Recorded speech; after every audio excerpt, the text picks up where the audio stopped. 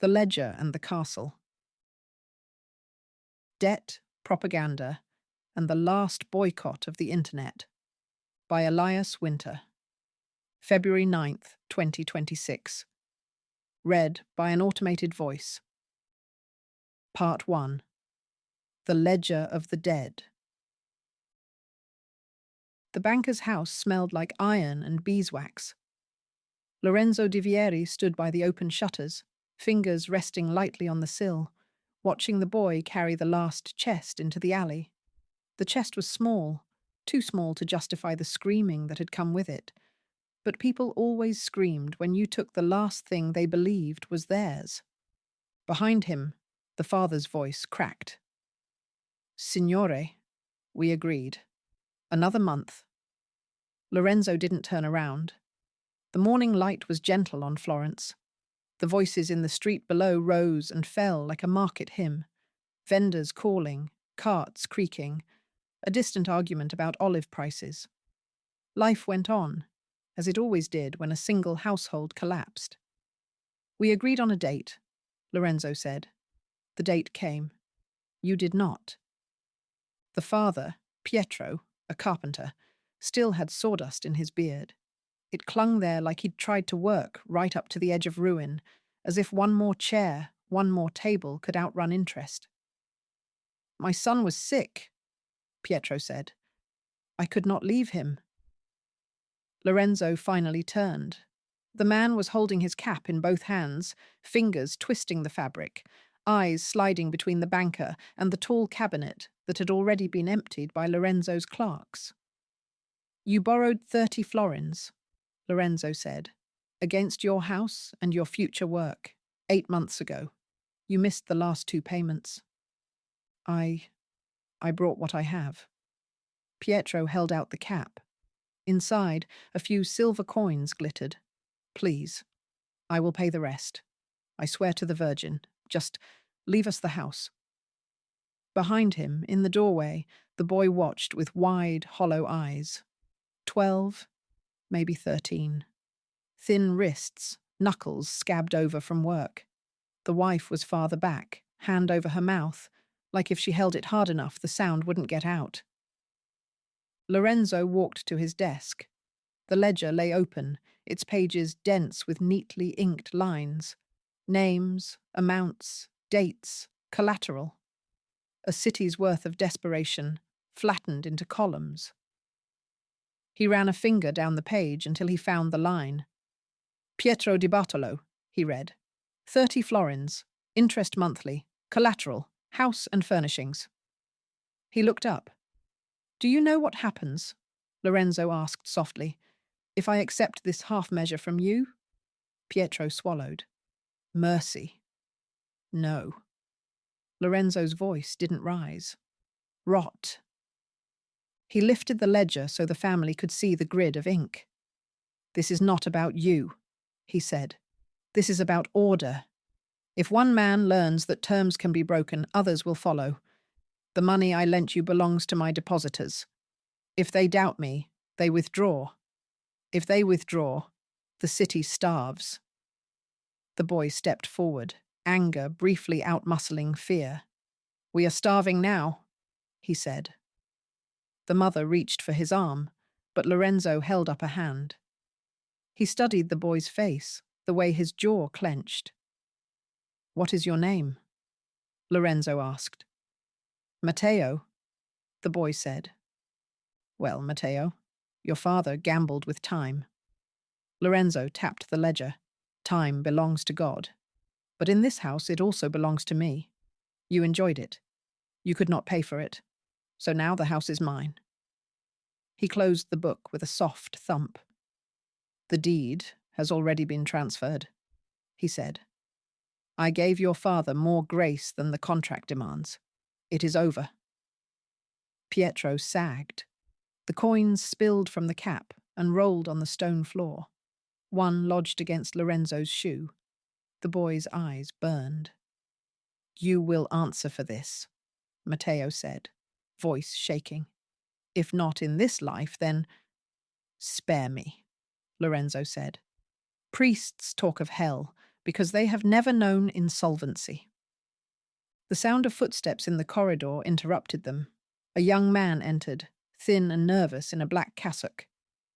Signore di Vieri, he said, bowing. You asked to see me? Ah, Lorenzo said. Brother Tommaso? Yes. He gestured at the family. You arrive at an opportune moment. Perhaps you can explain to our friend here that charity cannot be mandated at the point of a contract. Tommaso looked from the carpenter to the banker. He was fresh from the seminary, eyes still bright with certainty. The bishop has asked us to speak with you, Tommaso began carefully. There is concern about excessive interest. Lorenzo smiled. The bishop borrows from me, he said. Tell him I said hello. Tommaso flinched. Charging for a man's survival is not commerce, the young priest said, finding a pocket of courage. It is domination. The law of Moses forbids usury against the poor. Our Lord overturned the tables of the money changers. And yet, Lorenzo said, your church returns to us, century after century, whenever it finds itself short. He walked to a cabinet and pulled out a small wrapped bundle. He placed it on the desk and unwrapped it. Inside lay a half-bound book, heavy parchment, thick covers of bare wood. This, Lorenzo said, is my answer to your bishop. He turned to the family. You must leave by sunset, he said. My men will see that you do not take what is no longer yours. Pietro stared at him, then at the half-bound book. What is that? He asked quietly. A new ledger, Lorenzo said. I am hiring a master binder for it. Strong spine, iron clasps, parchment that will last longer than anyone in this room. I intend to record every obligation in this city that passes through my hands, cleanly, clearly, without sentiment. Matteo's face twisted. Your book will be cursed, the boy said. Every line of it. Lorenzo's smile didn't slip, but something hardened behind his eyes. Then let it be cursed, he said. Curses do not balance accounts. He nodded to his clerk, who guided the family out. Coins still lay on the floor. Lorenzo ignored them. Brother Tommaso remained by the door. Do you feel nothing? The young priest asked. You could have forgiven a portion. They have a child. I have thousands of children, Lorenzo replied, tapping the ledger again. They are called debtors. They all have stories. If I listen to a single one, I must listen to all. And then I no longer run a bank. I run a theatre. He closed the half-bound book. This ledger will outlive you, brother, he said. It will outlive your bishop. It will outlive me. That is what matters. Tommaso looked at the unfinished book as if it were a weapon. One day, he said softly, men will look back at these pages and know what you did. They will know what you all did. Lorenzo shrugged. Then I hope, he said, that by then they have learned to pay on time. He signaled for his servants. Send word to Bartolo the binder, he told his clerk. I want iron clasps. If this book is to carry the city's future, it should be able to survive a fire. The clerk nodded and hurried off. Lorenzo picked up the half-bound ledger. It had a heft he liked, potential weight. The beginning of something that would tie men to him without chains, without walls. He set it carefully on the desk, next to the existing book of accounts, like a child beside a parent. Outside, Matteo's voice echoed faintly in the alley, ragged with rage. As long as that book exists, men like him will rule. Lorenzo listened for a moment, then turned back to the window.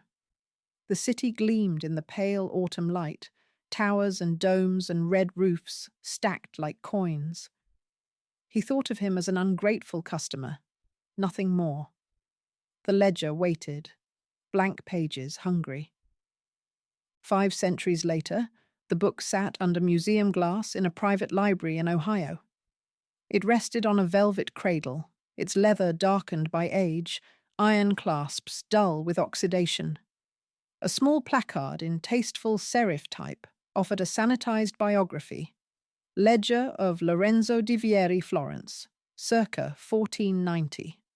Early example of systematic banking records, formerly in the archives of the Banco di Firenze, private collection of C. Bray. Cassius Bray ignored the placard. He knew his own name. The room was large, a curated simulation of old money, oil portraits that weren't ancestors, just expensive strangers, shelves of law reports and first editions, a fireplace no one really needed in climate-controlled Ohio. Floor-to-ceiling windows overlooked the rest of the compound. Locals called it the castle, half-jokingly, but from this height the term wasn't completely absurd. High stone walls, guard posts, a central mansion that had been designed by an architect who'd clearly seen too many prestige dramas. Cassius stood with his hands in his pockets, staring at Lorenzo's ledger. He could see, even through the glass, the dense Latin and Italian script. Names, amounts, odd abbreviations that his researchers had decoded when he bought the thing at auction. Some art historian had been excited about the early quantitative mentality. Cassius had been more interested in the tone, efficient, cold, clean. "Sir?" A voice behind him. Nate, his chief of staff, hovered in the doorway with a tablet. Cassius didn't turn immediately. "Do you know why I bought this?" he asked. Nate hesitated. "Because the provenance is impressive?" he ventured. "It's historically significant." Cassius smiled faintly. "I bought it," he said, "because it's honest." He straightened, hands leaving his pockets, and finally faced Nate. "In Lorenzo's time," Cassius said, "they at least had the decency to write down what they were doing. Name, principal, interest, collateral. No euphemisms, no products, no solutions, just debt and consequences." Nate shifted his weight, not sure if this was rhetorical or required response. He opted for neutral. "We've got the call with the Treasury Working Group in 15, he said. "And the report from the political spending team?" Cassius nodded. "Bring it up here," he said. "Let's work in the library. I feel like being reminded of my betters." Nate tapped the tablet and swiped. The air in front of Cassius lit up, a wall-mounted screen descending from the ceiling with a soft, motorized hum. The old library blinked and became a control room. 4 dashboards glowed side by side. Top left, federal debt holdings, a breakdown of treasuries by type and maturity. Cassius's funds held more than most small countries' central banks. Top right, student loan exposure. Portfolios of securitized loans, some through front-facing brands, others buried deep in structured vehicles. Default rates, income-based repayments, lobbying summaries. Bottom left, mortgage-backed securities. Slices of American suburbia abstracted into interest streams and prepayment curves. Bottom right, media and influence spend. A lattice of subsidiaries and shell entities that bought ads, funded streaming content arms, underwrote independent creator networks, and paid retainers to consulting firms that just happened to advise both influencers and news desks. Red and green numbers flickered across all 4 panes. Cassius glanced at the federal debt dashboard. The line graph sloped up and to the right, as it had for decades. "Any change in the student loan cancellation chatter?" he asked. Nate tapped. A smaller window popped over the top right pane. Sentiment analysis, key phrases, trending hashtags. "Still noisy on certain platforms," Nate said, but we've ceded enough fairness to those who paid narratives to blunt it. And the think tank papers on targeted relief are getting picked up by the outlets we briefed. Good, Cassius said. His eyes moved to the media spend grid. And the creator program? He asked. The campus vertical? We just onboarded 3 more student-facing channels, Nate said. They're doing life after graduation content. We positioned the debt angle as personal responsibility and smart borrowing. Ads are native. No need to mention who underwrites the loans. Of course not, Cassius said. He walked back to the glass case and studied the ledger again. For a moment, the reflection on the glass aligned. The ancient ink under his modern face, the dashboards flickering faintly over both. Same business, he thought. Different tools. He rested his fingertips lightly on the glass. Look at that, Lorenzo, he murmured. Your little book of carpenters and shopkeepers. You squeezed maybe a few dozen families at a time. He nodded toward the screens. We do nations now. Nate pretended not to hear. Cassius straightened and looked at the federal debt panel again, the maturities laddered out into decades. The Treasury Working Group wants our input? He asked. Yes, Nate said. They're concerned about rollover risk if rates bump again. They're floating a new class of bonds, possibly linked to infrastructure and education. There's talk of making them especially attractive to long-term institutional capital. Meaning us, Cassius said. Nate nodded. And the media side? Cassius asked. Any trouble? A minor campus controversy, Nate said. Some professor running a seminar on debt and oligarchy. Our Education Foundation funds an innovation lab at the same university. The comms team is keeping an eye on it. What's the professor's name? Mercer, Nate said. Ada Mercer. Cassius filed it away. Make sure our campus partners host a panel on financial literacy soon, he said. Put someone on it who can talk about opportunity, entrepreneurship, all that. A little oxygen to dilute the air. Will do, Nate said. Cassius glanced one last time at the ledger. Same business, he said quietly, almost to himself. Cleaner fonts. He gestured at the screen. Let's talk to Treasury, he said. They need to borrow. We need yield. The Republic survives. We all get paid. Lorenzo would approve. On the desk behind him, the ledger of the dead debts of Florence sat under glass, iron clasps locked, pages unmoving. Outside, invisible in the bright Ohio sky, data moved in silent streams. Student loan balances, mortgage payments, treasury auctions, advertising impressions. If anyone had been listening at the right frequency, it would have sounded like the same song Lorenzo's quill had started, humming 500 years on. Part 2. The Seminar on Chains. The classroom always smelled faintly of dry erase markers and old radiator dust. Professor Ada Mercer thought it was the closest thing the university had to truth. Stale air, second-hand furniture, and people pretending ideas mattered more than money.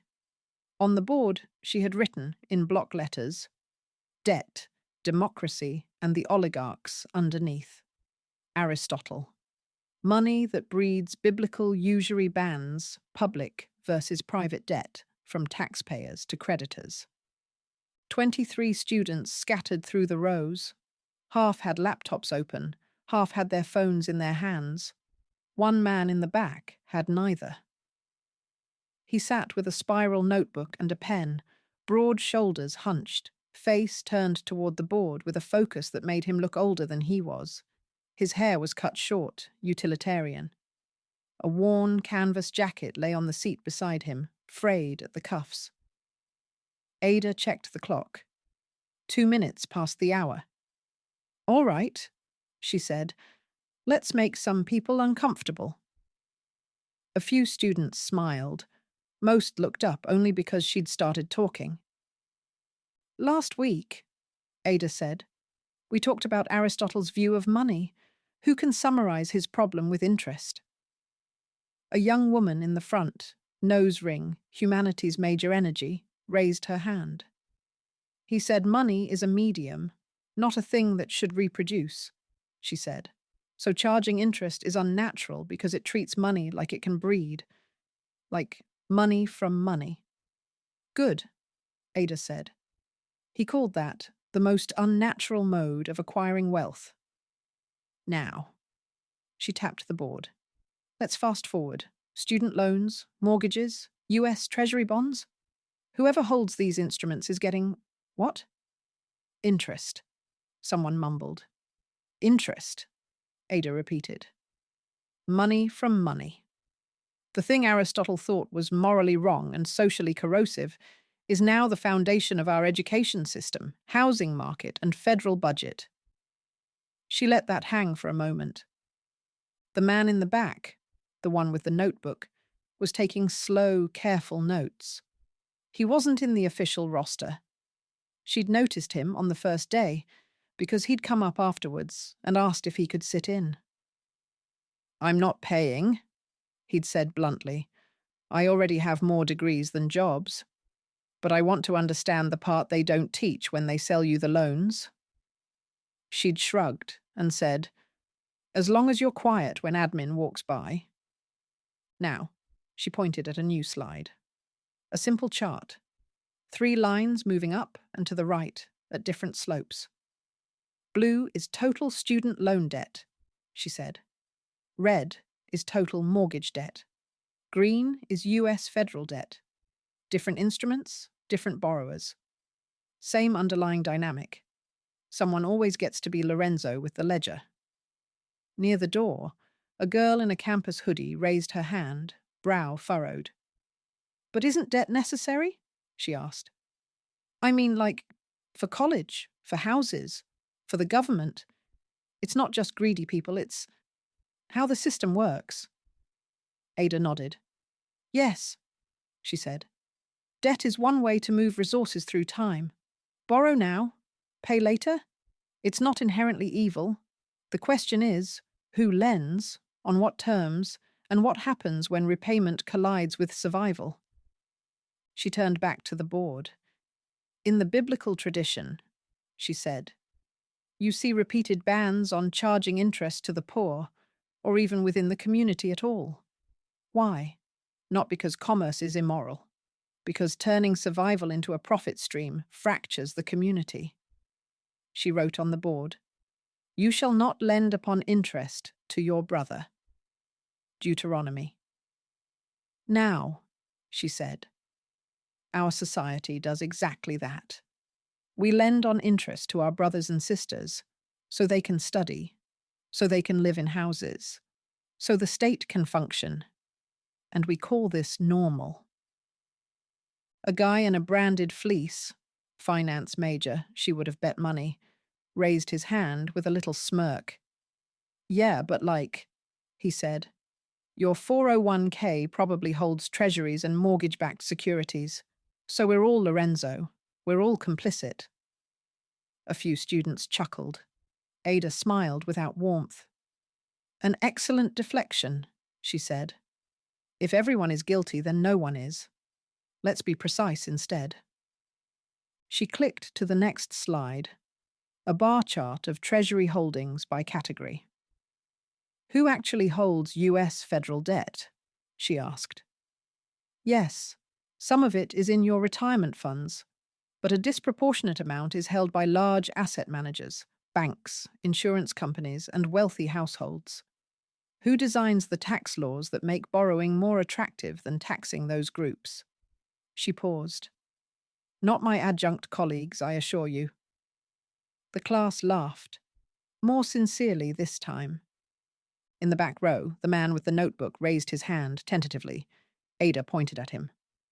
Name? Cal, he said. Hartman. Cal, she said. Go ahead. So, Cal said slowly, If the government doesn't want to tax the rich but still wants to look like it's taking care of people, it borrows instead. Right? So the rich don't pay in as citizens. They lend as investors. And then they get interest on the appearance of caring. Several heads turned toward him. He wasn't the type who usually spoke up in classes like this. That, Ada said, is an accurate description. She wrote on the board, taxpayer to creditor. What Cal just described, she said, is a historical inversion. In most pre-modern societies, elites were expected to pay more to sustain the polity, through tithes, taxes, or direct service. Today, many of our elites pay less proportionally and extract interest from the state instead. A girl near the window frowned. So, like my student loans, she said. Who am I paying? Depends on your lender and the securitization chain, Ada said. Could be a government agency, could be a loan servicer, could be a trust that bundles your loan with thousands of others into a bond. Ultimately, the stream of payments you make ends up in someone's income statement. She clicked to another slide, a stylized diagram of a student loan securitization. At each stage, she said, someone takes a cut, not because they taught you, not because they housed you, because they own the paper that says you owe. Cal's pen scratched across his notebook. Ada looked around the room. I'm not telling you this to make you feel helpless, she said. I'm telling you because democracies rot when citizens can't see who benefits from their obligations. If you don't understand how debt works, you don't understand your own country. The lights above flickered, the ancient building reminding everyone it was on its own kind of life support. Ada took a breath. Next week, she said, we'll get into public debt and warfare. How states discovered they could finance wars without immediately taxing elites, and what that did to politics. For now, I want you to think about one question. She wrote it in big letters. Who should pay for the time you already lived? Is it you, alone, forever? She asked. Is it the state, through taxation? Is it the people who profit most from the system that gave you that degree, that house, that highway? That's the fight underneath the numbers. The clock on the wall ticked loudly in the brief silence. All right, she said. Readings are posted. Aristotle, selections from Deuteronomy and Aquinas, and a couple of contemporary pieces on student debt and mortgage markets. Class dismissed. Chairs scraped. Laptops snapped shut. Students filed out, some in tight clusters already pivoting to weekend plans, others alone with earbuds in. Cal stayed in his seat, writing one last line. When he finally closed his notebook and walked down the steps, Ada was erasing the board. Professor Mercer? He said. She glanced up. Yes, Cal. Question's good, he said. Who should pay for the time I already lived? I just don't think anyone who matters is asking it in good faith. Ada set the eraser down. Most people who matter, she said, are too busy billing the interest. He huffed out a short, humorless laugh. Do you teach any other classes like this? He asked. Not for long, if the email I got this morning means what I think it means, she said. He raised an eyebrow. She pulled a folded printout from her bag, smoothing it on the desk. From Associate Dean, Strategic Partnerships, Subject. Concerns about seminar content. We've received some feedback from our external partners that the framing of your Debt, Democracy, and the Oligarchs seminar may be unduly politicized. Cal read the first few lines, jaw tightening. Partners, he said. Like donors? Like companies that sponsor innovation labs and civic engagement initiatives, Ada said. One in particular seems to have noticed our little class. She reached into another folder and pulled out a glossy brochure.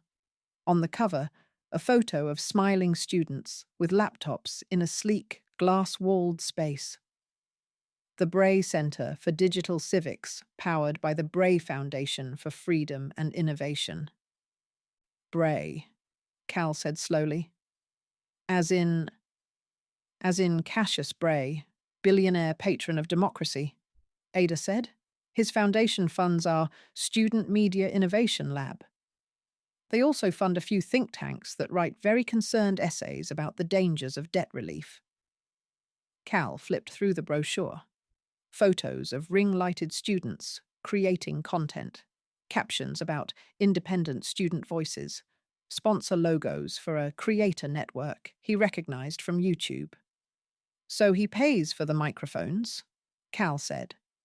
He pays for the room, the routers, the internships, and the trips to conferences, Ada said. In return, the student media that comes out of the lab is pleasantly critical about campus culture and aggressively incurious about the financial architecture keeping the place upright. Cal set the brochure down. I don't go online anymore, he said. Quit all of it a few years back. Feeds, news, all of it. Figured if something was truly important, it would reach me without an algorithm. How's that working? Ada asked. I'm less angry and more lonely, he said. But at least when I hear an idea, I know a person carried it, not an ad budget. Ada studied him for a moment. What do you do when you're not haunting my seminar? She asked. Warehouse at night, odd jobs during the day, he said. I used to teach, adjunct. Couldn't keep the lights on. And your loans? She asked. He smiled without humor. Still breeding, he said. Like Aristotle said they shouldn't. He shifted his weight. I run a thing, he added. Little group, no name. We meet in basements, back rooms. No phones allowed. We pass around printed stuff, old speeches, union contracts, your lecture notes when I can get away with it. You're pirating my material, Ada said. Only the parts that make people want to do something, he said. She considered that. Next Thursday, she said, I'm doing Aquinas on usury and the early public debt experiments in Italian city-states. You want a copy of the notes to share with your thing? I want you to come talk, he said. Ada blinked. To your group? She asked. I'm not exactly rally material. They don't need a rally, Cal said. They need someone who can say, this isn't an accident, in complete sentences. She almost said no. There was a stack of grading waiting, a paper she was supposed to finish for a journal nobody read, and now, apparently, a fight brewing with administration. But she saw the look in his eyes, a mix of exhaustion and something stubborn that looked a lot like hope. Where? She asked. St. Bridget's, basement hall, he said. Thursday, 9 p.m. You won't see it advertised. Just show up. If you're scared of Catholics, I'll meet you outside. I'm scared of all organized groups, she said, but I'll come. Cal nodded once and left, tucking the brochure back into its stand on his way out, with a small, deliberate carelessness that made her smile. When the room was finally empty, Ada gathered her things. On top of the pile of papers on her desk lay a USB drive one of her grad students had dropped off earlier. Subject: You need to see this, re Bray Foundation / Campus Media. She slid the drive into her laptop. A folder opened. Emails, funding agreements, internal memos. Half of it was boilerplate philanthropy language: impact, innovation, freedom, resilience. The other half was more interesting. Talking points for student influencers. Guidance notes for campus journalists on how to frame stories about tuition, debt, and personal responsibility. At the bottom of the folder was a PDF a backgrounder compiled by the grad student. She opened it. Cassius Bray, selected background. There it was, buried in the footnotes, early hedge fund partnerships, investments in structured credit, and a line linking his name to court filings in the Jeffrey Epstein case. Not as a defendant, but as a business associate in one of Epstein's older, murky funds. The details were redacted in places, but the outline was clear. Bray had moved through that world long enough to have his name in the paperwork. Ada leaned back. Of course, she muttered. She looked from the PDF to the email from the associate dean still open in another window. Concern about politicized framing, feedback from partners. She closed the laptop. The university had just confirmed what she'd been telling the class. The people who profit from the chains also pay for the stories about how the chains are necessary. The basement hall at St. Bridget's looked like every other underfunded meeting space in the Midwest. Yellowing linoleum, stackable chairs, a smell of coffee that had seeped into the walls. Ada paused at the top of the stairs, listening. A low murmur of voices floated up. No music, no amplified sound. Just people talking. She went down. Maybe 30 of them, scattered around the room. Different ages. Warehouse guys in reflective jackets, a nurse in scrubs, a couple of older women with the stiff posture of retired teachers, a young man still in his restaurant apron. They sat in a rough circle, chairs angled toward the center, where a folding table held a pile of paper and a tin of pens. Cal stood by a whiteboard, writing something in block letters. When he saw her, he nodded. "This is Professor Ada Mercer," he said to the room. "She teaches the seminar I've been stealing from." A ripple of chuckles. Ada raised a hand. "I don't know if being introduced as stolen property is flattering, but I'll take it," she said. She walked to the table. The stack of paper turned out to be photocopies, excerpts from her readings, printouts of charts she'd used in class, and something else. A short handout Cal had made. At the top, who should pay for the time we already lived? Notes from Professor Mercer's seminar. Underneath, in Cal's flatter, more practical language, were the key points. Debt can be necessary, but it's political who pays. Elites moved from taxpayers to creditors. Public debt lets the rich avoid taxes while collecting interest. Student loans and mortgages are part of the same story. On the back page, in smaller type, rules for this room: no phones, no recording, no hashtags, posts, or content based on what's said here. You want to share something? Print it. Hand it to someone. If you found out about this online, pretend you didn't. "This is organized," Ada said quietly. Cal shrugged. "Nothing fancy," he said. "Just making sure the conversation isn't mediated by the same people selling us ads." He glanced around. "Tonight," he said to the group, "Professor Mercer's going to give us the history lesson we never got. How we went from don't charge interest to the poor to make college free, with strings.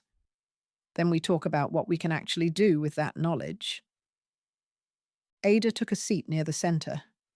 She didn't pull out a laptop. She unfolded a few handwritten notes. "Before I start," she said, "I need you to understand something. I'm not here as a savior, a leader, or a mascot.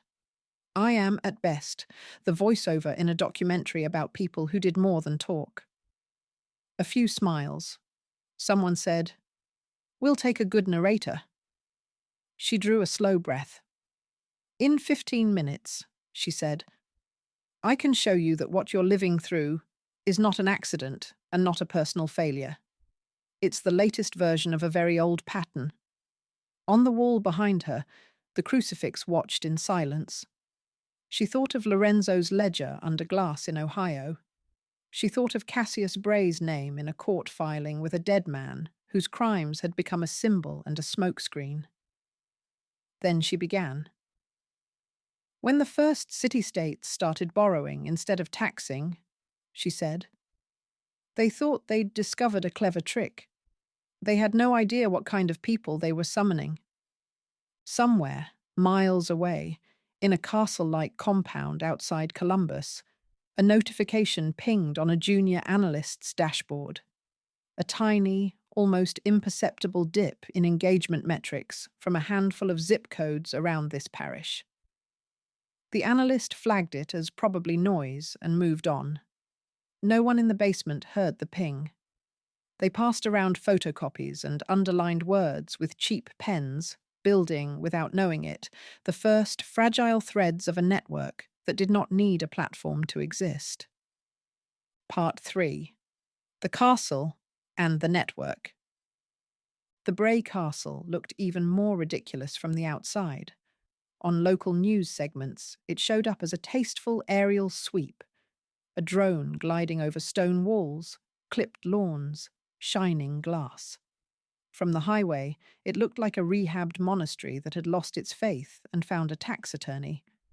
From the inside, on the 4th floor, in the integrated strategy suite, it looked like a cross between a trading floor and a war room. Cassius sat at the head of a table the size of a studio apartment.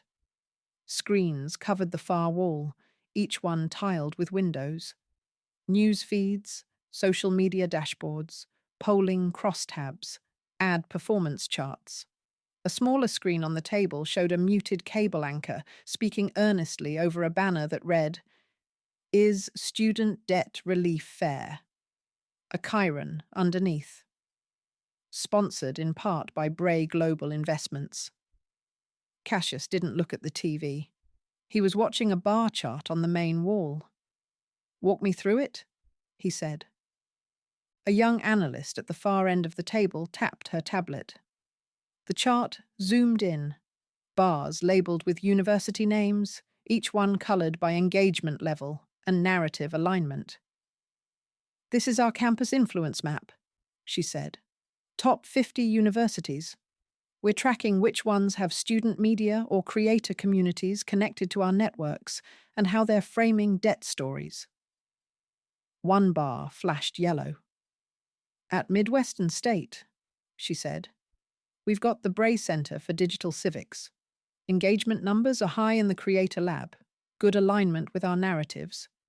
But there's a small spike in off-platform mentions around one seminar, Debt, Democracy, and the Oligarchs." "Professor Mercer," Nate said quietly. Cassius remembered the name. "What kind of mentions?" he asked. The analyst pulled up a word cloud. "Mostly neutral," she said. "Students complaining about reading load, some positive comments about the class being eye-opening. But there's a subcluster we can't see clearly because it's offline. Flyers, person-to-person invitations, physical reading circles. The digital trace is minimal." Cassius's fingers drummed once on the table. "That's the thing," he said. "That's the weed you have to watch. Everything with an online footprint is already in our garden." A few people around the table shifted, unsure if they were supposed to laugh. He pointed at another chart. "What are we spending this quarter on campus media, creator subsidies, and news sponsorship?" he asked. "Across all programs?" Nate said. "A little over 70 million. "And political spend?" Cassius asked. "PACs, dark money, issue ads." "Higher than last cycle, lower than next one," Nate said. "You know the curve." Cassius nodded. On the muted TV, the anchor was asking if forgiving loans would be unfair to families who made sacrifices. A guest nodded solemnly. A small logo in the bottom right corner identified him as a senior fellow at a think tank whose largest donor, off-screen and unnamed, was the Bray Foundation for Freedom and Innovation. "Look at that," Cassius said without turning. Perfect little moral trap. You take a structural question, turn it into a fairness spat between the suffering and the slightly less suffering, and poof, no one asks who wrote the terms. He stood. Okay, he said. Two things. He raised one finger. One, ramp up the campus financial literacy programming, he said. I want workshops, seminars, TikToks. Smart borrowing. Invest in yourself. All of that. Make sure our name is nowhere near the content. Keep it coming from smiling people with student IDs. Second finger. Two, there's a summit on civic resilience next month. He nodded toward the TV, where a conference logo rotated in the corner. We're hosting governors, senators, media executives, a curated smattering of creators to show we're listening. I want a panel on debt framed as shared responsibility. Get someone from Treasury, a student success officer, maybe a reformed debtor influencer. Nate scribbled notes. And Professor Mercer? He asked carefully. Cassius shrugged. Let campus admin handle it, he said. They know which side their budget is buttered on. Soft pressure, nothing overt. If she's smart, she'll tone it down. If she's stubborn, she'll marginalize herself. Either way, we don't pick a fight with a small-town history professor. We're in the legitimacy business, not the censorship business. He smiled faintly. And if she ever gets big enough to matter, he added, we'll invite her to speak. Nothing blunts a blade like a lanyard and a buffet. The room chuckled, more confidently this time. Cassius turned back to the ledger in his mind. Columns of exposure, risk, yield. Students, homeowners, taxpayers, politicians. All drafted into his balance sheet. Next item, he said. The working group on online extremism. How are we doing on defining dangerous misinformation in a way that doesn't include us? Ada Mercer's office was too small for all the ghosts it had to hold. Books spilled from the shelves in double rows. History of banking, political theory, obscure monographs with print runs smaller than an average wedding. A half-drunk mug of coffee shared desk space with a stack of blue books and a blinking university email window. Subject: curricular alignment and external relations. She clicked it open. Dear Professor Mercer, we value your contributions to the department and the important historical perspectives you bring to our students. However, as we deepen our partnerships with external stakeholders committed to civic innovation, we must ensure that our course offerings align with the university's mission of balanced, forward-looking engagement. She skimmed. Concerns regarding the framing of debt, democracy, and the oligarchs as potentially adversarial to key partners. Suggest transitioning this seminar to an upper-level special topics course with limited enrollment. We encourage you to consider reframing course materials to emphasize personal financial responsibility and entrepreneurial opportunity. She snorted. At least they're honest, she said to the empty room. Balanced engagement means don't scare the donors. A soft knock at the door. Come in, she said. Her grad student, Lena, stepped in, clutching a manila folder and looking like someone who'd spent too much of the last week in archives and not enough in sunlight. I have it, Lena said. The Holy Grail, Ada said, or at least the provenance note. Lena laid the folder on the desk and opened it. Inside, photocopies and printouts. Auction catalogue pages, correspondence between a European bank's archive and a New York dealer, a glossy brochure from a high-end auction house. At the centre, a short paragraph under a grainy photo of a familiar book. Lot 47. Ledger of Lorenzo di Vieri, Florence, circa 1490 to 1505. Early double-entry notation, extensive records of commercial and personal lending, formerly in the archives of Banco di Firenze. Estimated value. A handwritten note in the margin. Sold to C. Bray, private collection, United States. Ada stared at it. The same Cassius Bray? She asked. Same, Lena said. I triple-checked. The buyer's rep was a subsidiary of one of his holding companies. The ledger went straight from Florence to Ohio. It's in his private library now. Some art bloggers did a write-up when a sanitized version went on temporary display at a museum he funds. She slid another printout over, a photo of Lorenzo's ledger under glass, next to a placard that called it an early example of systematic banking records. Of course he bought it, Ada said softly. If you had that much money, why not own the original sin? Lena hesitated. I also found this, she said. From the Epstein files. It's not much, but... Another page, a court filing. Most of it redacted or irrelevant. One line highlighted, investment vehicle managed jointly by Bray Capital Partners and the Epstein Group during the period. They did deals together, Lena said. Before the scandal, before the arrest, before the death. Ada rubbed her forehead. Is any of this public? She asked. Buried, not hidden, Lena said. Law blogs, scattered reporting. Nobody with a big megaphone stayed on it once Bray repositioned himself as Mr. Civic Renewal. Ada looked from the ledger photo to the court filing to the email on her screen. Debt, oligarchs, propaganda. A ledger that had carried Carpenter's futures now sitting in the private sanctuary of a man whose funds owned slices of student loans and mortgage-backed securities and federal bonds. Thank you, Lena, she said. This is more than I hoped for, and exactly what I was afraid of. Lena shifted. What are you going to do? She asked. Ada thought of tenure committees, donor pressure, the quiet ways administrations made problem faculty disappear into committees and teaching loads. On campus? She said. Probably nothing that would get me fired before I pay off my own mortgage. She tapped the file. Off campus, she said. I know a guy with a church basement and a hatred of platforms. Maybe we start there.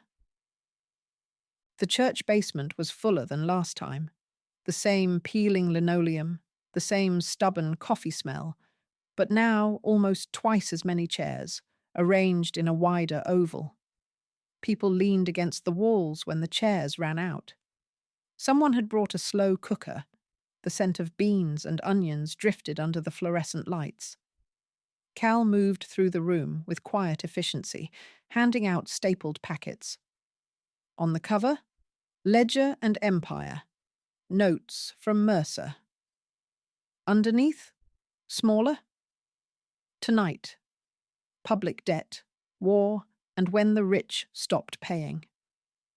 He saw Ada at the stairs and raised a hand.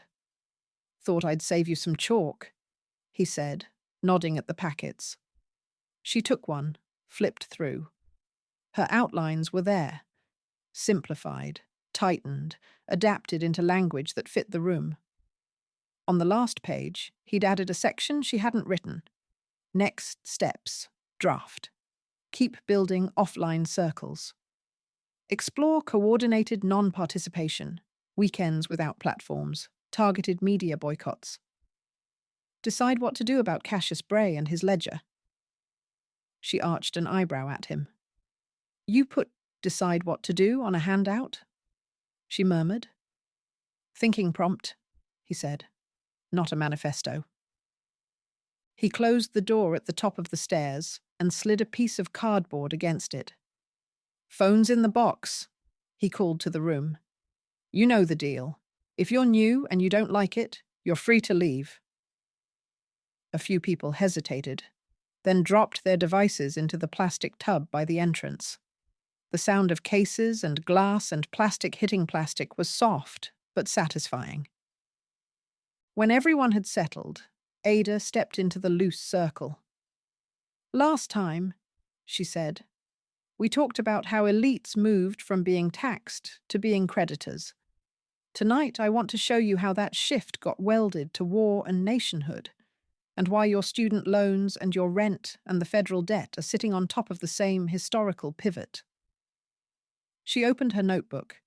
She talked about the Italian city-states, about war bonds, about how rulers realized they could bypass turbulent assemblies and touch a small circle of lenders instead.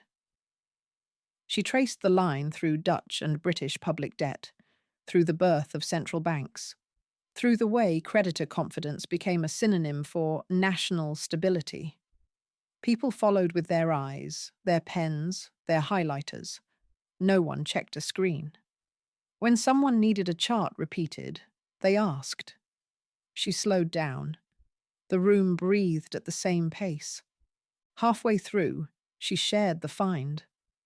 "There is a ledger," she said.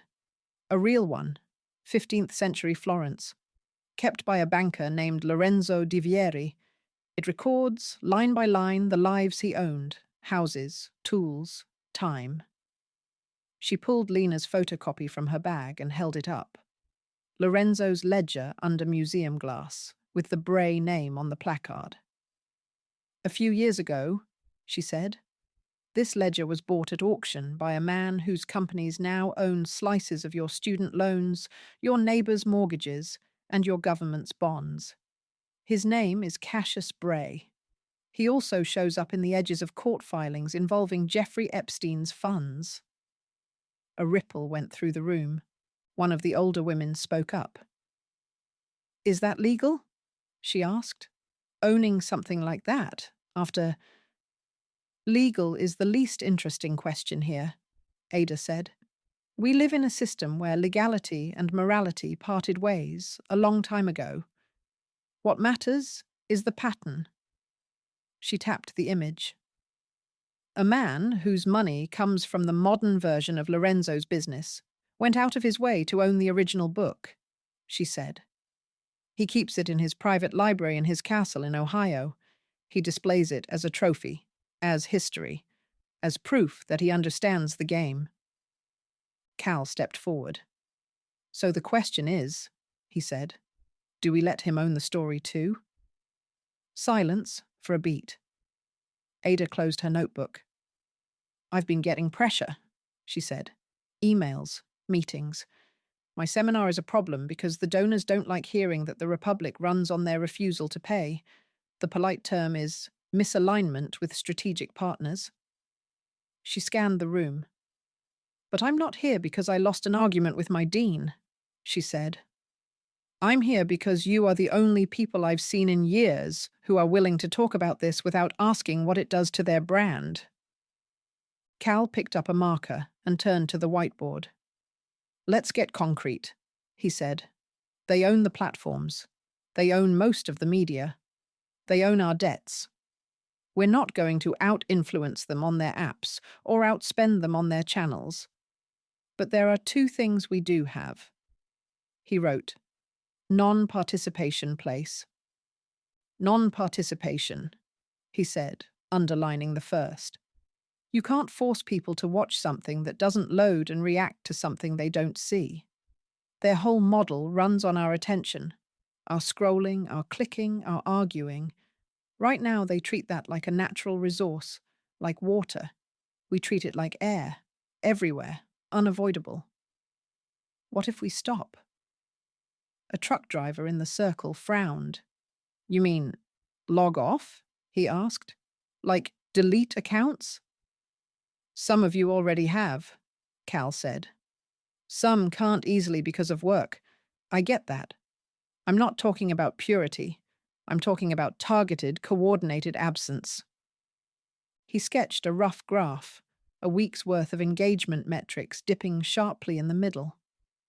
"1 week," he said. "We pick the dates. Everyone in these circles, here, in the next town, at the Union Hall, Lena's cousin is setting up. The book club, 2 parishes over. Everyone logs off the big platforms for 7 days. No feeds, No mainstream TV news, no streaming content from the usual suspects. Devices only for direct communication. We call it a fast, for brains.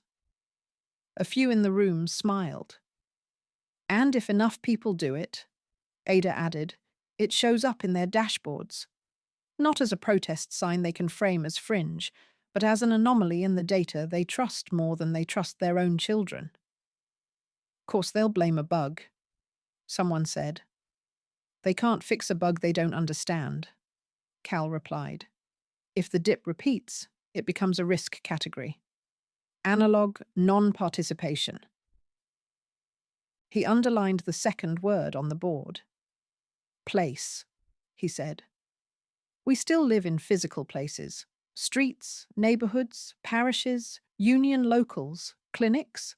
They've spent 20 years trying to convince us that the only real space is the feed. But when rent goes up, it's your street. When the loan servicer calls, it's your phone. When foreclosure hits, it's your house. He looked at Ada. You said in class that every revolt worth the name started with people understanding their conditions together, not alone, he said. I can't do your job, but I can make rooms. Ada met his gaze. Rooms are where history happens, she said. He turned back to the group.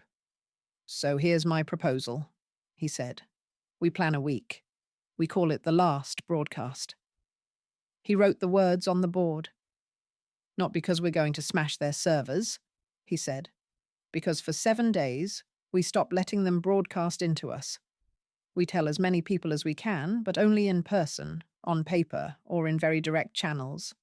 No hashtags, no public event pages. We track what happens locally, who sleeps better, who feels less insane, who notices the quiet. And Bray? Someone asked. What about his ledger and his summit and his... whatever the hell he's doing with our lives? Cal's jaw tightened. He's hosting a conference next month, he said. Summit on civic resilience. Governors, senators, media executives, influencers. How to rebuild trust in institutions. Ada blinked. How do you know that? She asked. Because one of his foundation staffers emailed me, a voice said from the doorway. Heads turned. A young woman stood there in a too-nice blazer over jeans, a lanyard dangling from her hand. She had a face Ada vaguely recognized from the back rows of a class years ago. Sorry I'm late, she said. Traffic was hell. Ada's eyes widened. Jenny? She said. Hi, Professor, Jenny said. Long time. I work at the Bray Center now. Strategic outreach. I heard Cal was recruiting historians into his little analog cult and figured I should see for myself. She stepped into the room and dropped her phone into the tub without being asked. Ada shook her head. You're one of them, she said. And you're here? Jenny smiled thinly. I'm one paycheck away from losing my health insurance, she said. I'm not one of them. I'm one of you who got a better chair. She lifted the lanyard. Also, she said, I have something you might find useful. She tossed an envelope onto the folding table. It slid to a stop in front of Cal. He opened it. Inside, a printed invite and a thin packet. Logo. Summit on Civic Resilience. Location. Bray Estate, Ohio. The packet listed breakout sessions, panels, logistics. One session was circled in pen. Breakout. Bridging the digital divide. Community delegations and new voices. In the margin, in Jenny's handwriting. You qualify as community. I can get you on the list. Ada looked from the invitation to the faces in the room. Let me guess, she said.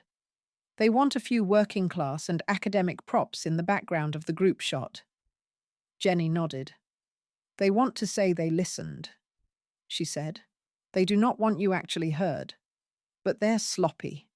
They think dissent is either online, where they can mute it, or too disorganized offline to matter. Cal's fingers traced the edge of the paper. "What about security?" he asked. "Lots of it," Jenny said. "But for the summit, they have to make it look open. Delegations from community orgs, churches, NGOs. You can't host a national conversation on resilience from behind razor wire." She looked at Ada. "I can get you credentialed as a community educator," she said. "Cal as a grassroots organizer. Maybe one or two others as local stakeholders. You'll sit in circles and write your feelings on sticky notes while Cassius gives a keynote about reclaiming trust." Ada exhaled slowly. "And the ledger?" she asked. Jenny glanced around, then lowered her voice. "It's in his library," she said. "He's planning a private tour for VIPs, historic artifacts of finance and democracy. Lorenzo's ledger is his favorite piece. He likes to put a hand on the glass and talk about the long arc of credit." Ada felt something shift in the room. Not jubilation, nothing so simple. But a subtle tightening, a sense that an abstract enemy had suddenly acquired a door, a hallway, a map. Cal closed the packet. "So we have a date, a place, and a stage?" he said. "And a week of non-participation we can line up with it, so that while he's talking about resilience, his dashboards flicker." Ada rubbed her eyes. "This is insane," she said. "We're talking about crashing a billionaire's summit because we don't like his bond portfolio." "Because his bond portfolio runs our lives," someone said. Ada looked at them. Warehouse worker, nurse, retired teacher, grad student, lapsed Catholic, lanyarded insider, anonymous organizer. Her whole career, she'd taught about moments like this in the past. Inflection points where ordinary people decided to walk into rooms built to exclude them. Most of those stories ended badly in the short term. Many ended in obscurity. And yet, without them, nothing changed. "All right," she said. "We don't fantasize. We don't make this about taking him down. He will not be taken down by a church basement. We make this about doing one thing." She held up a finger. "We make sure that ledger stops being a private fetish object," she said. "We make it a public text. We tie his name to his debts, historical and modern, in a way that can't be deleted or throttled. And we line it up with a week where he learns, in some small way, what it feels like when people stop watching." Jenny nodded. "I can get you a floor plan," she said. "I can't keep you from getting thrown out if you push too far. But I can get you in." Cal looked at Ada.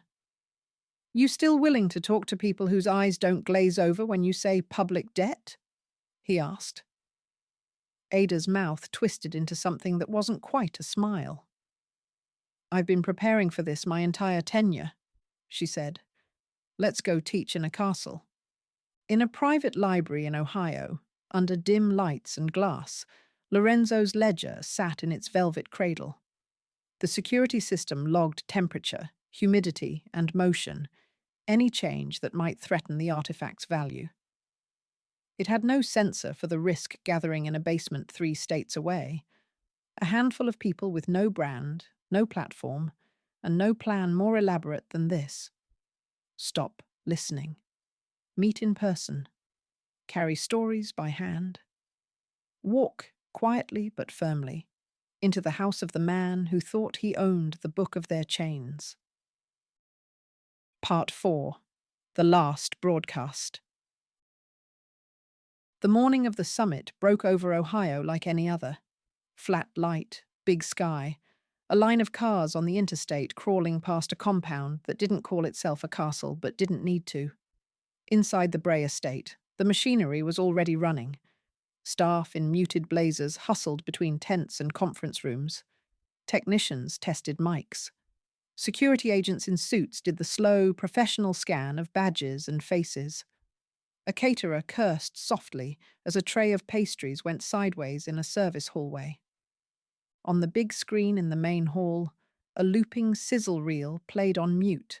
Clips of protests, floods, vaccine lines, young people coding in glass offices, all overlaid with the logo, Summit on Civic Resilience. Hosted by the Bray Foundation for Freedom and Innovation. A tagline slid onto the screen. Rebuilding Trust in the Age of Division. Cassius watched from the back of the hall, arms folded. He'd done versions of this a dozen times. The content changed. Innovation, disruption, rebuilding, healing. But the structure stayed the same. Get the right mix of officials, experts, and curated dissenters in a room. Give them microphones. Capture the footage. Sell yourself as the man serious people trusted to talk about the crisis he profited from. Nate approached with a tablet. Media arrivals are on schedule, Nate said. Governors in 40 minutes, first panel in an hour. Creators are already posting from the shuttles. Good, Cassius said. Any weirdness on the numbers? Nate hesitated. There's a small dip in engagement across a few of our verticals, he said. Looks like a coordinated unplug week some activist groups are pushing. The last broadcast or something. Not huge yet, but enough to show up in the dashboards. Cassius frowned. How big? He asked. Low single digits across the board, Nate said. More concentrated in some regions. A lot of overlap with student loan distress zip codes. Cassius waved it off. Probably just a trend, he said. Digital minimalism, Sabbath for your phone, all that. The platforms will run a campaign and it'll be over. He checked his watch. Let's go pretend to heal the Republic, he said. In a far corner of the estate, past a line of photographers and a banner about community delegations, a side door led to a smaller hall labelled Breakout B, bridging the digital divide. Inside, round tables with colour-coded name cards waited under LED chandeliers. A sign at the entrance thanked our community partners. At one table near the back, 4 name cards sat together. Dr. Ada Mercer, community educator Cal Hartman, grassroots organizer Maria Ortiz, tenant association representative Reverend James Wallace, faith leader. Cal adjusted his lanyard and tried not to touch the card with his own name on it. Feels like a bad joke, he muttered. Be grateful they spelled your name right, Ada said. When I did a panel on diversity once, they introduced me as Anne and gave my chair to a consultant. Maria, a compact woman with tired eyes and a sharp focus, tugged at her own badge. My kids think I'm at a hotel conference about rent control, she said. Technically not a lie. Reverend Wallace just watched the room, hands folded, as if counting exits. Jenny slipped into the empty chair beside Ada and set a folder in front of her. Final floor plan, she said quietly. Library is here. Security checkpoint here. VIP tour at 3 p.m. You've got a 30-minute window where the room isn't packed. Ada opened the folder under the table. The library layout was simple. Shelves, a central display case, 2 cameras, 1 guard station. And the ledger? She asked. North wall, 3rd case, Jenny said. Placard and everything. No touching the glass unless you want a guard asking why. Cal exhaled. Phones? He asked. Leave them off, Jenny said. They're running a local network in the summit areas. If they see unknown devices doing anything weird, security will swarm. Use your toy. She nodded at his bag. Cal patted it. Inside, a portable scanner the size of a paperback, a battery pack, and a stack of blank paper. Analog crime, he said. Our specialty. A facilitator with a headset stepped to the front of the room, clutching a stack of sticky notes. Welcome, everyone, she chirped. I'm Rachel, and I'll be guiding you through our conversation about bridging the digital divide. At your tables, you'll find markers and post-its. We'll start with a feelings map. Cal tuned her out. Ada didn't bother pretending to engage. She wrote a few sentences on a sticky. The problem is not a divide in access, it's a divide in power over what the access is used for. And stuck it to the table, where it sat unread. They let the exercise run for 20 minutes. People introduced themselves, shared polite frustrations about connectivity and misinformation, nodded at platitudes about listening to marginalized communities. A few cameras hovered to capture B-roll. At a lull, Jenny leaned in. "Library window starts in 10, she murmured. Ada looked at Reverend Wallace. "You sure you're okay playing decoy?" she asked. He smiled.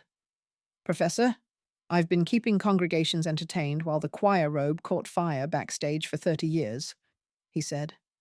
"I can handle a breakout room." He stood. "Excuse me," he said to the facilitator. "I'm wondering if we can talk more concretely about who owns the platforms we're supposed to be bridging people onto." As heads turned toward him, Ada, Cal, Maria, and Jenny slid quietly out through a side door. The library smelled like money trying to imitate age. Mahogany shelves, dark leather chairs, a fireplace with an unlit gas log. On one wall, an overstuffed portrait of a 19th century steel magnate who had nothing to do with Bray except as an aspirational ancestor. In the center of the room, under a skylight, 4 glass cases displayed artifacts of financial history. A stack of old government bond certificates, a battered cash register, a framed share from an early railroad, and, in the case along the north wall, the ledger. Up close, it was more ordinary than Ada expected. A thick, dark book, its leather cracked, its iron clasps dulled. The open page showed cramped handwriting, columns, lines. A small placard read, "Ledger of Lorenzo di Vieri, Florence, circa 1490. An early example of systematic banking records charting the evolution of credit and modern finance, on loan from the private collection of Cassius Bray." Maria muttered something in Spanish that needed no translation. "This is it?" she said. "The book that kid cursed?" "If you believe in continuity," Ada said, "it never stopped." Jenny checked the hallway. "You have 15 minutes?" she said. "The VIP tour got held up at the photo line. Security does rounds every 10. You're between sweeps." Cal set his bag on a small side table. "Scanner out," he said. "Paper ready. We're not stealing it. We're stealing it back." He pulled out the portable scanner and powered it on. A small light glowed green. "Glass is the problem," Maria said. "Can you get it open?" Jenny shook her head. "You crack that case, alarms go off," she said. "We're here to copy, not confess." Ada stepped closer. She squinted at the page. The handwriting was old but legible, the ink faded but still coherent. Names, dates, amounts. "We don't need the object," she said. "We need the text." She pulled a folded sheet from her pocket, a handwritten note, her own, drafted in her office the night before. "Plan B," she said. It was simple. Divide the page into sections, each person responsible for transcribing a portion by hand, high-speed copying of what mattered. Names, amounts, notation style. Repeat for as many pages as time allowed. "Librarians have been doing this for centuries," she said. "We just happen to be doing it under worse lighting with worse people in charge." Cal smiled tightly. "All right," he said. 4 corners." They split the page into quadrants, each taking a section. Pens scratched on paper. The room filled with the quiet, fast breathing of people who knew that time mattered in a very practical way. 10 minutes. They worked through one full spread, 2 facing pages, then flipped to another near the middle at random and did the same. Names blurred, amounts stacked. Ada focused on the headings, the structure, columns for principal, interest, collateral. The words for house, tools, future work. That's enough, Jenny said tensely. We're hitting the window. You stay longer, someone notices. They stepped back from the case as one. Ada looked at the ledger one last time. You got outlived, she whispered. But maybe you don't get the last word. They slipped the pages into Cal's bag. The scanner went back in, unused but ready. In the hallway, they blended into a stream of attendees moving toward the main hall. Security glanced at badges but didn't linger. To anyone watching, they were just another cluster of delegates hustling to catch the next panel. The main hall felt like a secular cathedral. Tiered seating, a stage with an enormous screen, lighting designed to flatter faces into sincerity. The room hummed with conversation and the quiet confidence of people who believed they were the ones history would remember. On stage, a moderator in a tasteful blazer introduced the next segment. And now, she said, to talk about rebuilding trust in institutions and combating division in our democracy, please welcome our host, philanthropist and investor, Cassius Bray. Polite applause. Cameras pivoted.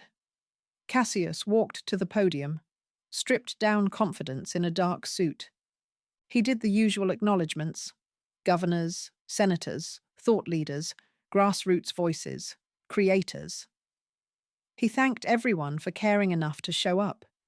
He referenced the noise and fury of the digital age, the need for spaces like this where we can come together in good faith. Ada listened from a mid-level row, halfway back, flanked by Cal and Maria. Jenny sat farther down, closer to the aisle, checking her watch.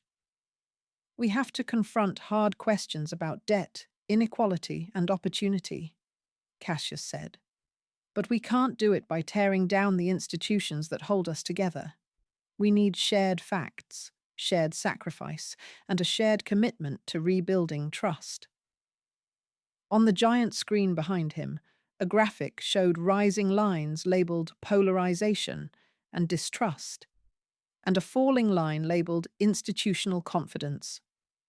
In a world where anyone can broadcast anything at any time to everyone, he said, we have to ask, how do we separate signal from noise? In Cal's coat pocket, his old flip phone buzzed once, then again. He glanced at it, careful not to flip it open fully, just enough to see the texts he'd been expecting. Local net, Group A. Offline, count high, feeds dead quiet. Local net, Group D. TVS off in 3 zip codes. Church running, printed bulletins only. Ada's phone, powered off in her bag, would have shown similar messages if she'd let it. She didn't. She trusted the network more than the device. Across 3 states, clusters of people in small rooms, apartments, union halls, kitchen tables, and parish basements were living out their own version of the summit. 1 week without the platforms and channels Cassius's spending propped up. Some just read, some slept, some argued. A few noticed, with a kind of dull surprise, that their anxiety levels dipped once the constant drip of crisis and outrage stopped. None of it would show up in this hall. But in the data center, Bray's staff used to monitor engagement. The last broadcast was registering as an anomaly, a flattening, a soft but measurable drop in activity that didn't fit the usual patterns of seasonality, holidays, or outages. Back on stage, Cassius shifted to debt. When we talk about student loans, mortgages, and public borrowing, he said, we have to balance compassion with responsibility. We can't simply erase obligations without undermining the very trust that makes our financial system work. But we can innovate. Income-based repayment, targeted relief, public-private partnerships. Question, a voice called from the audience. It wasn't hostile, just clear. The moderator blinked. We'll have Q&A at the end, she said smoothly. Then consider this a pre-existing condition, Ada said, standing up. A few heads turned. A camera unit in the back, trained to catch authentic moments, swung toward the movement. Cassius smiled professionally. We'll take a quick question, he said. This is a conversation, after all. Ada spoke into the room, not shouting but projecting like someone who'd spent years in lecture halls without microphones. Dr. Ada Mercer, she said, community college educator, former recipient of your foundation's concern. Polite laughter, a little nervous. You've talked today about trust, obligation, and resilience, she said. You've sponsored conversations about student debt and public finance, framed as questions of personal responsibility and shared sacrifice. Cassius nodded, relaxed. This was familiar ground. The critic who wants to be seen as brave, but is really playing a pre-scripted role. Yes, he said. These are complex issues. We can't… Ada cut in. And yet, she said, a few miles from here, in your private library, you display a ledger kept by a Florentine banker named Lorenzo di Vieri. The room went very still. A man who recorded, line by line, how he turned other people's survival into collateral. You bought that ledger. You show it to VIPs as an example of the evolution of credit. On the big screen, someone in the control room fumbled for a graphic. None existed. They cut back to Cassius's face. Professor, he said, still outwardly calm. I'm not sure how my interest in financial history… Your interest is not the point, Ada said. The continuity is. Lorenzo squeezed carpenters and shopkeepers. Your funds squeeze entire generations through student loans, mortgages, and public debt. The instrument is different. The relation is the same. A murmur rippled through the hall. This summit, she said, is sponsored by money that profits when governments borrow instead of taxing you, when students take loans instead of being educated as a public good, when housing is an asset class instead of a right. You ask us to rebuild trust in the institutions that have turned obligation into an income stream for your class. The moderator stepped forward. Dr. Mercer? We appreciate… Ada raised a hand. I'm almost done, she said. 2 sentences. She looked at Cassius. First, will you publicly disclose the extent of your fund's holdings in student loan securities, mortgage-backed securities, and U.S. treasuries? She asked. And how much you personally make in interest from obligations that could have been taxes on people like you? The question hung there, sharp and clean. Cassius's eyes narrowed by a degree too small for television, but obvious from the mid-level rows. This is not the forum for personal financial disclosures, he said evenly. We're here to talk about shared solutions, not to single out individuals. Of course, Ada said, because the second sentence is this. That ledger in your library is not an artifact. It's a mirror. Every line in it is a line between power and dependence. You can own the object, you can sponsor the panels, but you don't own the story. Security started toward her row. She sat down before they reached her, hands folded, face neutral. She'd said what she'd come to say. Anything more would just feed the cameras.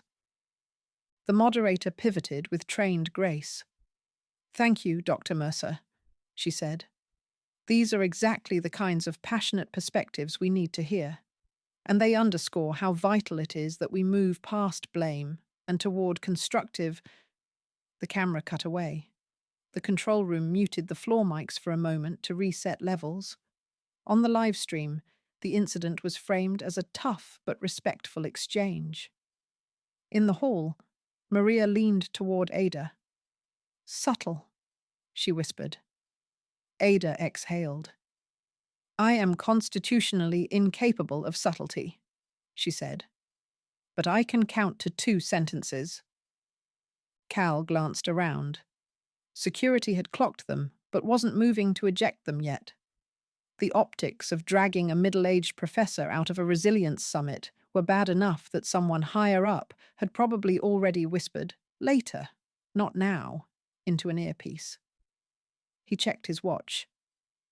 "Library pages are safe," he murmured. "Now we get them out." Jenny nodded once and stood, slipping toward the aisle. Her job from here on was simple. Get back to the Foundation office, quietly copy anything she could about the Ledger's purchase, and then resign before anyone could ask too many questions about her loyalties. 2 days later, in a print shop 3 towns over, a worker loaded a stack of PDFs from a flash drive into an ancient copier.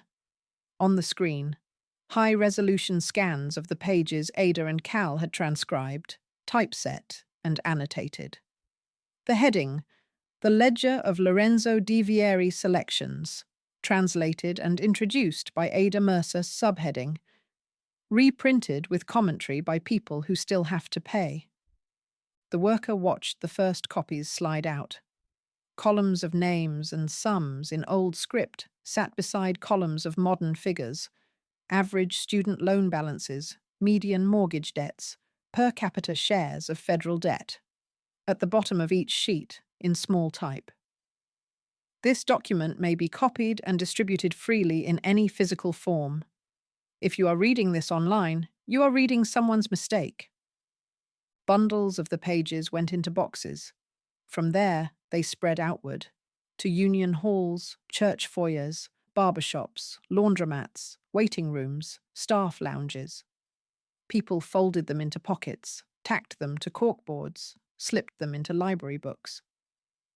In Ada's seminar, now quietly demoted to a smaller room and a wait list, students read from the copies, not the slides. Ada watched their faces as they traced the lines. "It's just a list," one student said. "Exactly," Ada replied. "That's what all this boils down to if you let it. Lists of who owes who. History is deciding what those lists mean." In Cal's circles, the last broadcast week turned into a recurring practice. Some people couldn't do a full 7 days again. They had work demands, kids, obligations.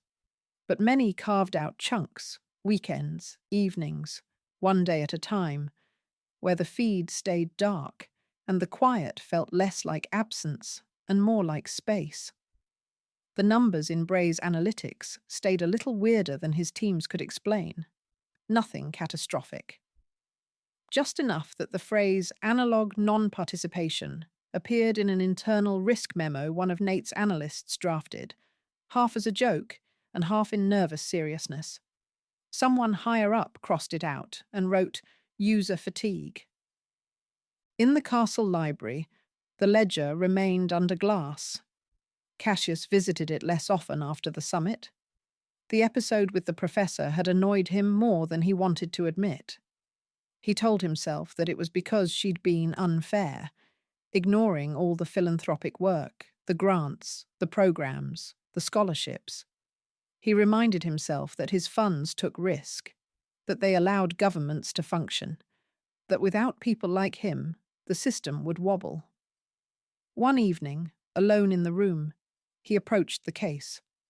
The glass reflected his face back at him, faintly distorted by the curve. For a moment, he saw not a continuity of masters, but a stranger looking at a stranger. He rested his fingertips on the glass. "Legacy," he said softly, as if the ledger could hear. "That's all this is." The temperature sensor under the case recorded a tiny rise in heat. The humidity stayed within acceptable bounds. The pages did not move. Outside the estate, the interstate flowed. Trucks hauled goods bought on credit. Commuters drove cars supported by loans. In houses and apartments across the country, envelopes with balances and due dates accumulated in kitchen drawers and inboxes. And in a dozen small rooms that didn't appear on any media plan, basements, halls, back rooms, a few dozen people at a time sat in circles. Someone would pass out a photocopy, a page of the ledger on one side, a normal bill on the other. They'd talk. Not about villains in castles, not about saviors, not about endings. About who should pay for the time they'd already lived. About who had decided that debt was the only way to move through the world. About what it meant, in very practical terms, to spend 1 week out of 4 refusing to be an audience. The story didn't resolve. It didn't topple. It didn't conclude. It rerouted. The ledger still existed. The oligarch still owned his castle. The debts remained. But the chain that had once run cleanly from Lorenzo's pen to Cassius's dashboards now had a kink in it. A small, stubborn, offline loop of people who had seen the pattern, named it together, and started to act accordingly. For a system built on prediction, even a small pocket of unmodelled behaviour was a problem. For the people inside that pocket, it was the beginning of something else. Not a revolution. Not yet. A refusal. A network. A story they didn't have to ask permission to tell. Elias Winter, author of Language Matters, a space for reflection on language, power, and decline. Thanks for reading Language Matters. Subscribe for free to receive new posts and support my work.